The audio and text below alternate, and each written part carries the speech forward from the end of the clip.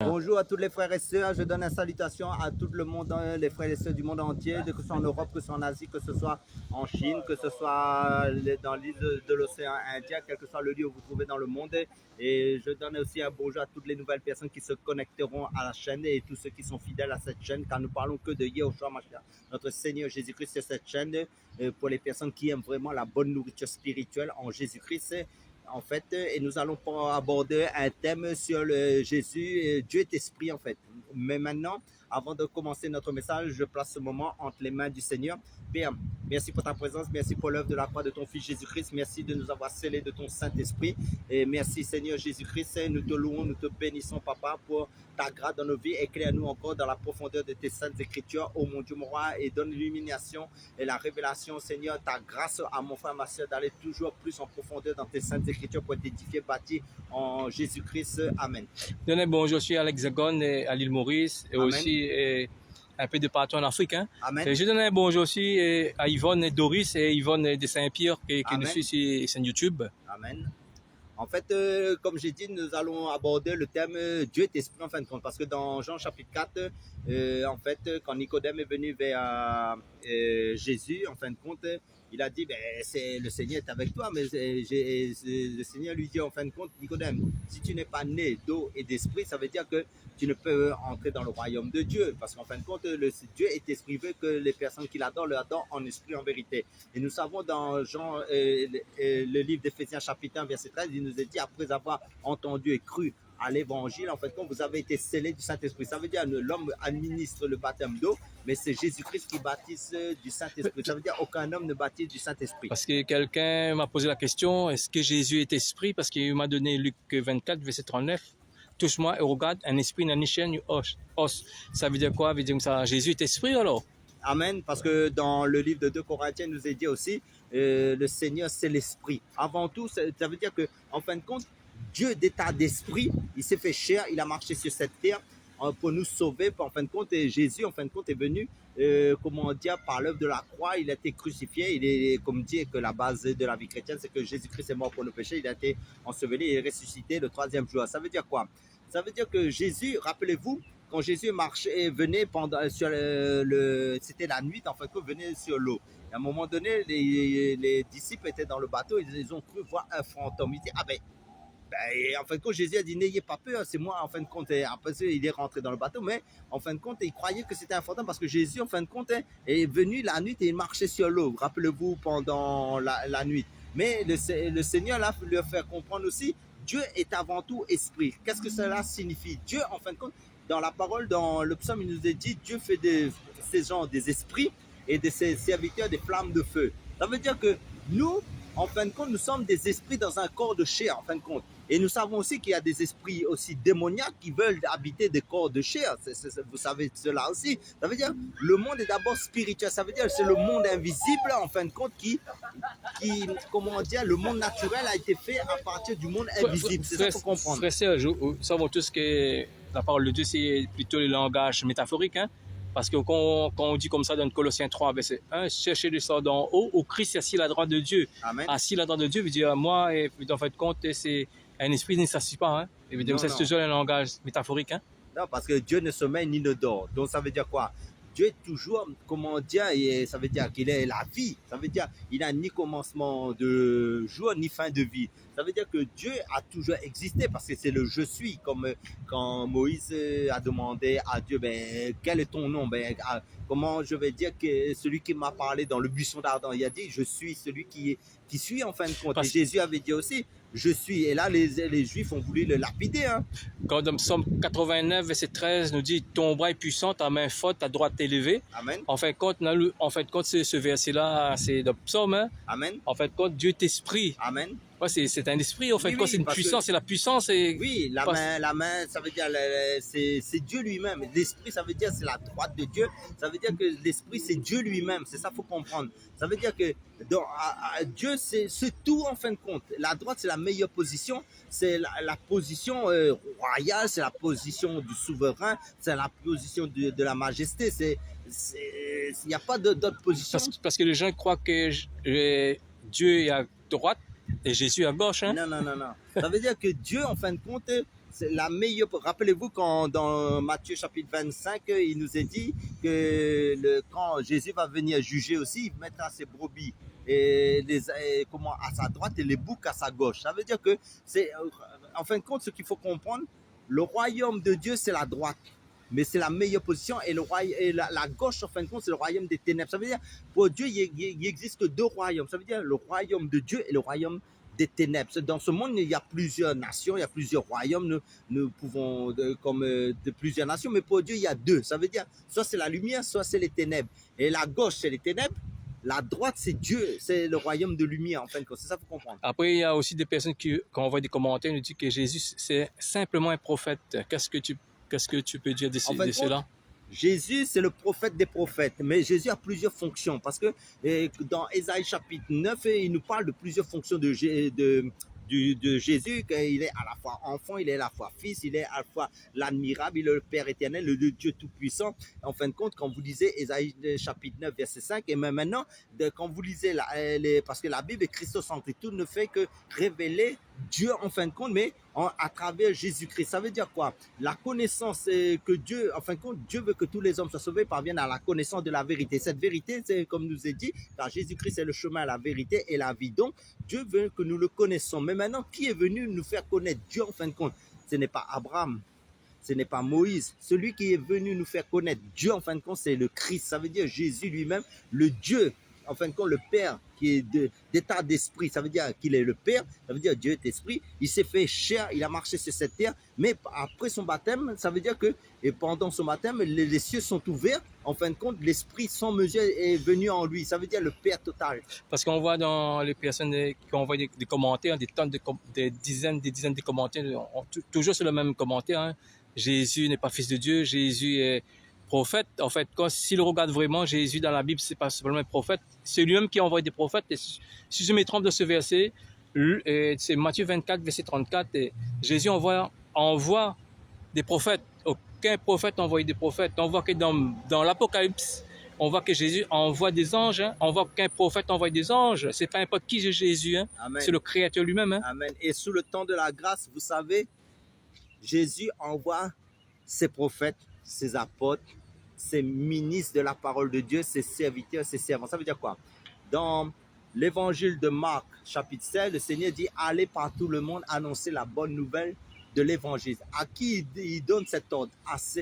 Aux enfants de Dieu nés de nouveau en Christ qui sont des esprits. Ça veut dire Dieu parle aux esprits. Ça veut dire Dieu ne parle pas à la chair. Dieu parle aux esprits nés de nouveau, nés de l'esprit. C'est ça qu'il faut comprendre. Ça veut dire que c'est pour ça que le Seigneur dit en fin de compte, celui qui m'aime, en fin de compte, c'est celui qui fait ma volonté. Celui qui est ma famille, c'est celui qui fait ma volonté. Ça veut dire des hommes nés spirituellement d'en haut. C'est pour ça que je dis votre vie est cachée en Christ et vous êtes d'en haut. Vous n'êtes pas terrestre, vous êtes divin parce que vous avez reçu l'esprit du ciel, en fin de compte. Ça veut dire l'esprit qui est de Dieu lui-même. Parce que c'est pour ça qu'il dit que Dieu, Jésus, à tous ceux qui l'ont reçu, ça veut dire qui ont cru en son nom, ça veut dire en Jésus-Christ, il a donné le pouvoir de devenir enfant de Dieu. Dans Jean chapitre 1, verset 12, et l'évangile de Jean chapitre 1, verset 12, il nous a parlé de ça. Ça veut dire que Dieu n'appelle pas des hommes charnels, Dieu n'appelle pas des hommes animaux, Dieu appelle des hommes spirituels. Ça veut dire des personnes qui ont reçu son esprit, parce que Dieu, en fin de compte, ce qu'il faut comprendre, en mourant à la croix, Dieu s'est multiplié. C'est ça qu'il faut comprendre. Et son esprit, il a reçu pour déverser sur ses enfants, pour que ses enfants soient des hommes spirituels du ciel, des êtres célestes. Et Jésus est incomparable, hein, parce qu'en fait, quand Jésus est le Créateur, parce que dans Jean 17, verset 5, il nous dit ce verset, « Père, glorifie-moi auprès de toi-même, de la gloire que j'avais auprès de toi, avant que le monde fût. » En fait, quand ce verset nous dit que Jésus, avant que les anges aient été créés, même avant et Adam et Ève, le Satan, le diable, toute la création il existait avant. Mais pour moi, c'est pas simplement un simple prophète. Hein, et les personnes qui nous envoient des dizaines de commentaires pour dire que Jésus est simplement un simple prophète. Oui, Jésus est le prophète, amen, alléluia. Mais c'est pas simplement un simple prophète, il est aussi fils de Dieu, fils de l'homme. Hein, il a beaucoup d'attributs que Jésus amen, a. Hein. Parce que, rappelez-vous, quand Dieu a créé le ciel, avant de créer le ciel et la terre, Dieu dit que la lumière fut. Et cette lumière, en fin de compte, c'est Jésus même. En fin de compte, parce que la lumière était là avant la création même.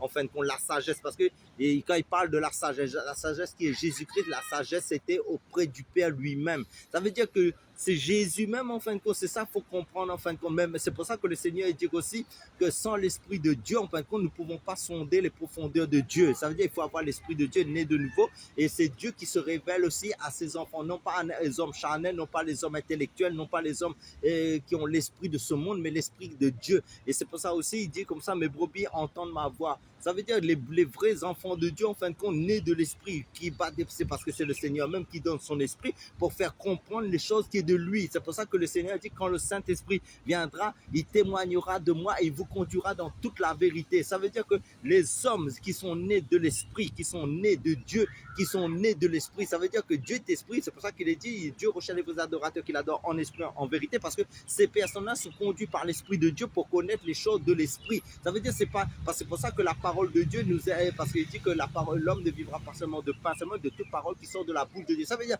tout ce qui sort de Dieu, c'est l'Esprit. Nous mangeons l'Esprit, parce que Dieu est Esprit. Et Dieu, en fin de compte, ce qu'il faut comprendre aussi, ça veut dire que cette parole est Esprit et vie. Ça veut dire, c'est la vie, c'est la vie de l'Esprit, non pas la vie charnelle qui est passagère, mais la vie éternelle. Je réponds aussi toujours aux commentaires aux musulmans. Hein. Et il y a des milliards, ça fait des milliards de chrétiens dans le monde.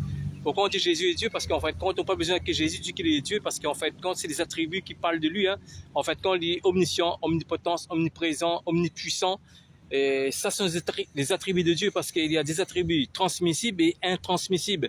Les attributs transmissibles que Dieu nous donne, c'est l'amour, la joie, la paix, la patience, douceur, maîtrise du soir. C'est le fruit de l'esprit. Après, on a les attributs intransmissibles que l'omniscient, omnipotence, omniprésent. Ni Satan, il y a ces attributs-là. Pour ça, on connaît que Jésus, il est le Dieu parce qu'il possède tous ces attributs. On n'a pas besoin que je dise que je suis noir pour que les gens voient que je suis noir. Pas besoin de dire frère que Serge est barbu pour qu'on voit qu'il est barbu. Jésus n'a pas besoin de sa bouche que je suis Dieu pour qu'on connaisse qui est Dieu, hein, parce qu'il y a des attributs de Dieu. Voilà. Amen. Parce qu'en fin de compte, ce qu'il faut saisir aussi, ça veut dire que si notre évangile est voilé, il est voilé pour ceux qui se périssent en fin de compte pour le Dieu, parce que le Dieu de ce siècle a aveuglé leur intelligence. C'est quand le voile est ôté sur le cœur que Dieu a, lors de la conversion des personnes, que le Seigneur en fin de compte éclaire les personnes. Nous aussi, quand nous n'étions pas encore convertis, nous n'étions pas nés de l'Esprit, nous ne saisissons pas les choses de Dieu. Mais maintenant, les personnes qui ne saisissent pas les choses de Christ en fin de compte, parce qu'en fin de compte, ils ne sont pas encore nés de nouveau. C'est-à-dire qu'il faut chercher la nouvelle naissance, il faut chercher que Dieu se révèle à vous en fin de compte, sinon vous allez combattre les vrais enfants de Dieu dans les commentaires sans cesse. Frère Serge, l'omniscient, est-ce que vous pouvez développer sur l'omniscient? L'omniscient, c'est que Dieu sait tout d'avance. Ça veut dire que pour Dieu, en fin de compte, ce qu'il faut comprendre, les choses qui ont existé, qui existent aujourd'hui, qui vont exister, Dieu c'est le prophète des prophètes. Il sait d'avance ce qui va se passer parce que rien ne le surprend. Parce qu'en fin de compte, il connaît tout d'avance parce que rien ne lui échappe en fin de compte. C'est ça qu'il faut comprendre en fin de compte. Il sait tout. Et dans Psaume 139, tu me développer parce que Jésus, avant qu'on parle, de Dieu, avant qu'on parle, connaît tout. Hein, et qu'est-ce qu'on peut développer? Parce qu'en fin de compte, Dieu est lumière. C'est ça qu'il faut comprendre. Dieu est lumière.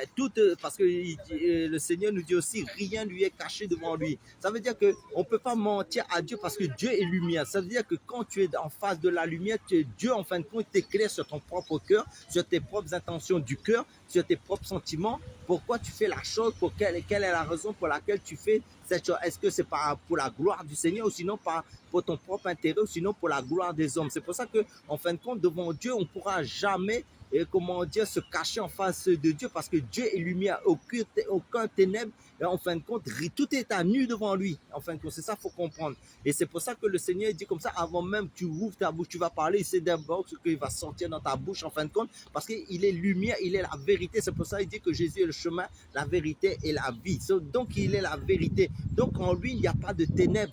En face de lui, le ténèbre ne subsiste pas aussi. Le péché ne subsiste pas. C'est pour ça que Jésus est venu, il est mort à la croix. Il a pris tous nos ténèbres du péché, il a pris toutes nos malédictions à la croix pour que nous ayons sa lumière. Ça veut dire que nous ayons son esprit, que nous soyons nés de l'esprit pour que nous demeurons dans la lumière. Ça veut dire que dans cette lumière qui est le Saint-Esprit. Ça veut dire le Saint-Esprit, c'est la lampe de Dieu dans nos cœurs, en fin de compte, qui brûle. C'est pour ça que quand ton cœur brûle, quand tu es en face de la parole, tu es dans la prière, tu es dans la présence de Dieu, en fin de compte, tu l'adores parce que c'est la lampe qui brûle 24 heures sur 24 éternellement. Il faut l'entretenir dans sa présence. Après, dans l'omnipuissant, Dieu tout puissant. Mais en fin de compte, il nous est dit que toute autorité a été donnée à Jésus-Christ. Et tout genou pliera devant le Seigneur Jésus-Christ. Et là, nous voyons le côté omnipuissant, comment dire, que, en fin de compte, toutes les autorités, ça veut dire que ce soit dans le ciel,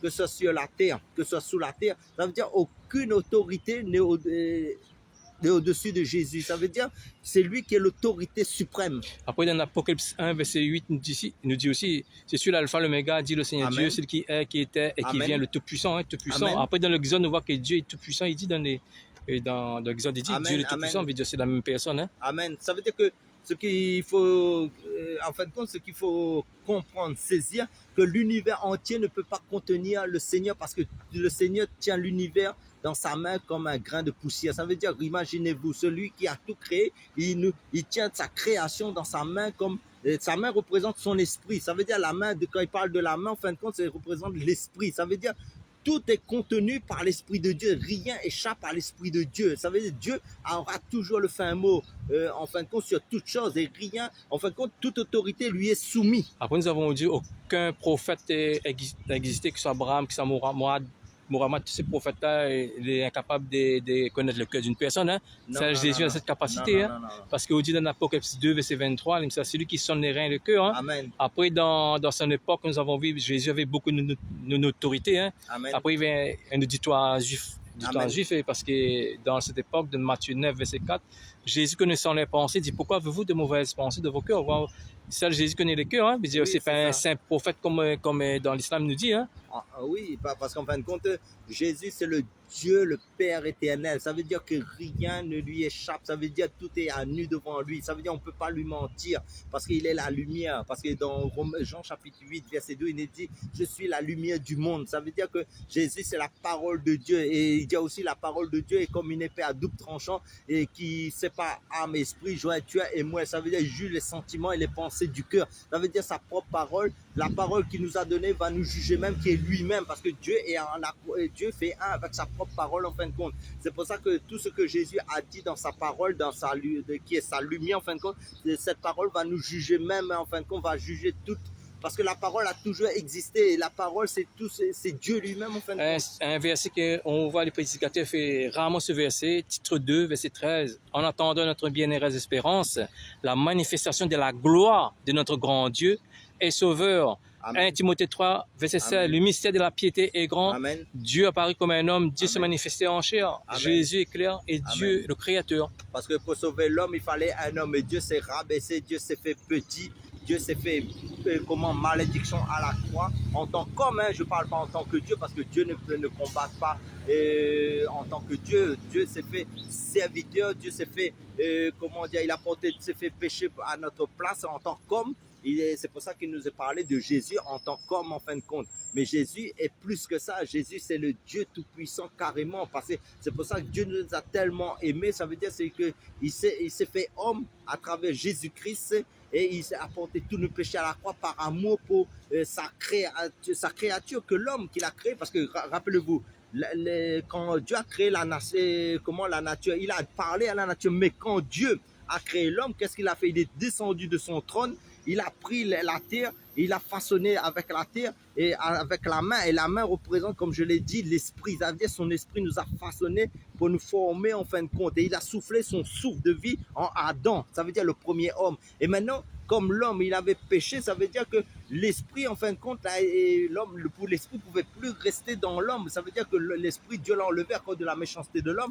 Mais maintenant, Jésus est venu, il y a 2000 ans, restaurer l'homme à la croix. Ça veut dire rétablir l'homme dans sa position initiale. Parce que l'homme, à cause du péché, avait tout cassé, en fin de compte.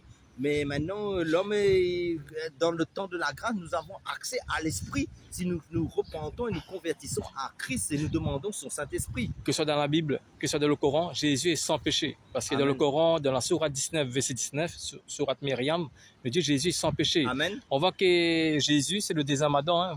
Le premier Adam a péché, hein. Jésus nous a mis péché. Hein. Amen. Nous avons aussi que Jésus, parce qu'on voit dans 1 Corinthiens 10, nous dit Jésus, il buvait un rocher spirituel qu'ils accompagnaient et ce rocher était Christ. Amen. Ça veut dire quoi? Ça veut dire, je ne sais pas combien d'années il y a, combien de siècles il y a entre l'Ancien Testament et la Nouvelle Alliance, je ne sais pas. Hein. combien d'années peut-être, frère Serge, une À peut peu dire? près 400 ans à peu près, entre Malachie, je crois, et Matthieu. Et regarde, par exemple, jusqu'à présent, on voit que Jésus est encore toujours vivant. On voit que toutes ces personnes sont décédées, sont morts. Hein. Et veut dire, c'est Jésus, c'est pas n'importe qui. Hein. Oui, c'est ça, mais le centre de l'histoire aussi nous parle avant Jésus, après Jésus. Jésus a marqué, aucun homme n'a marqué notre siècle autant que Jésus, en tant qu'homme avant Jésus, après Jésus, par l'œuvre de la croix. Et l'autel que Dieu a mis en place pour le salut de l'homme, c'est la croix en fin de compte. Christ crucifié, et ça est au centre en fin de compte, et rien ne va échapper à Jésus, parce que Dieu, tout genou pliera dans le ciel, sur la terre et sous la terre. Tout va passer devant lui en fin de compte, et c'est lui le Seigneur, l'Esprit, c'est lui le Dieu Tout-Puissant, c'est lui l'Esprit au-dessus de tout esprit, c'est lui la plus grande, ça veut dire il est omniscient, omnipotent, omniprésent. Ça veut dire il sait tout, il connaît tout, il est le même hier, aujourd'hui, éternellement. C'est pour ça que ce n'est pas anodin quand la parole de Dieu nous dit Jésus-Christ, c'est notre Seigneur, Yehoshua Mashiach, est le même hier, aujourd'hui et éternellement. Pourquoi on dit ça? Parce qu'en fin de compte, il a toujours existé, il sera, l'homme va passer, mais tout va passer, mais Jésus reste le même. Et pour revenir aussi, c'est lui qui va juger le vivant et les morts, c'est lui qui va me juger, c'est lui qui va juger frère Serge, c'est lui qui va juger toutes les personnes qui vont envoyer des commentaires. Je veux dire, ce n'est pas n'importe qui, Jésus. Hein. Oui. Et Jésus, c'est un Dieu d'amour. On va passer tous devant lui, en fin de compte. Pour les chrétiens, ils vont passer devant les tribunaux de Christ pour les récompenses, parce que et ceux qui sont nés dans, je pense c'est dans 1 Corinthiens, le livre de Corinthiens nous parle ça, le tribunal de Christ, mais au jour du jugement, mais les personnes qui n'ont pas accepté en fin de compte, eux, ils vont passer devant le tribunal du jugement, et ceux qui ne seront pas inscrits dans le livre de vie, c'est ça qu'il faut comprendre en fin de compte. Mais il faut comprendre aussi, il y aura aussi je pense qu'il y aura 3 types de jugements. Le premier jugement, par exemple, avant la loi, ça veut dire que les hommes étaient libres, mais maintenant, c'était leur conscience, c'est par rapport à leur conscience, le bien, le mal qu'ils auront fait, en fin de compte, et Jésus donne la vie éternelle à qui il veut aussi, mais pendant la loi, pour les Juifs, en fin de compte, ils ont reçu la loi mosaïque. Mais nous, pour le temps de la grâce, ceux qui ont accepté Jésus, ils ne sont plus dans le jugement, eux. Et parce que pourquoi ils ne vont pas passer devant le trône du jugement? Parce qu'en fin de compte, leurs noms sont inscrits dans le livre de vie, mais par contre, les païens qui ont refusé la grâce dans le temps de la grâce où nous sommes là, ben, eux, ils seront inscrits, en fin de compte, et ils ne seront pas inscrits dans le livre de vie, mais ils vont passer devant le tribunal et leur livre des œuvres va être ouvert. Pourquoi on ne suit pas d'autres prophètes, on suit Jésus? Parce que d'autres prophètes, dans d'autres livres, disent peut-être, vous êtes sauvés, peut-être. Jésus, il nous donne la vie éternelle, Matthieu 10, verset 28.